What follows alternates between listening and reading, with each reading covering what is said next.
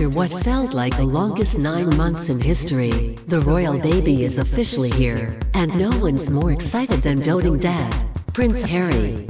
Although the couple announced that they'll keep the birth private, Harry followed tradition with a brief interview for the press about his new son's arrival. And boy, pun intended, it was the sweetest thing we've ever seen. Even body language experts say that his reaction is genuine and heartfelt. Most of his movements, shrugging shoulders, grinning smile, and rocking motions, are up movements, which is his way to express his feelings of joy and exuberance, says Patty Wood, body language expert and author of Snap, Making the Most of First Impressions, Body Language, and Charisma, to Good Housekeeping. Sounds about right. Throughout the entire interview, a whopping 1 minute and 30 seconds, he is rocking back and forth on the balls of his feet. I call it happy feet, because he lifts his feet up and balances on his toes. Susan Constantine, human behavioral expert and author of The Complete Idiot's Guide to Reading Body Language, tells Good Housekeeping. It always happens in profound moments like when he's revealing the baby's gender or talking about Meghan. At the same time, he shrugs his shoulder, which typically experts view as a sign of uncertainty or discontent. This time, however, it's a state of disbelief.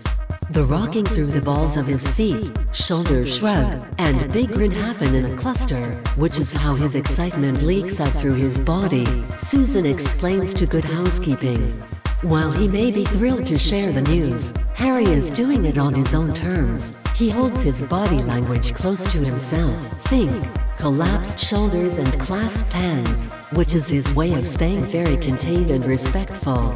When it comes to body language, hands always tell a big part of the story. For Harry, it's just another way for him to express just how happy and, well, nervous he is.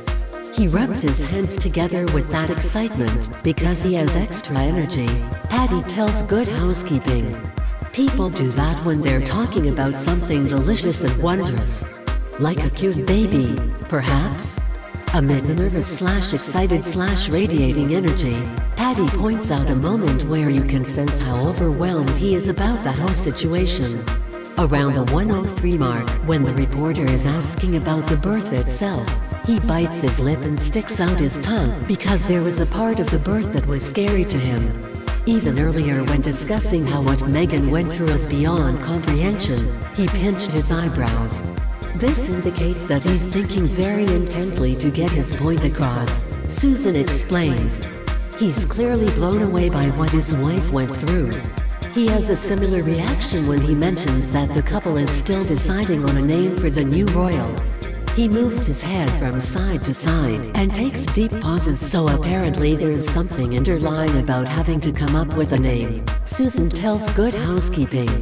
He's intentional about not going into detail, which shows some unsettledness, but not necessarily distress. You think they're still choosing between Arthur and Alexander?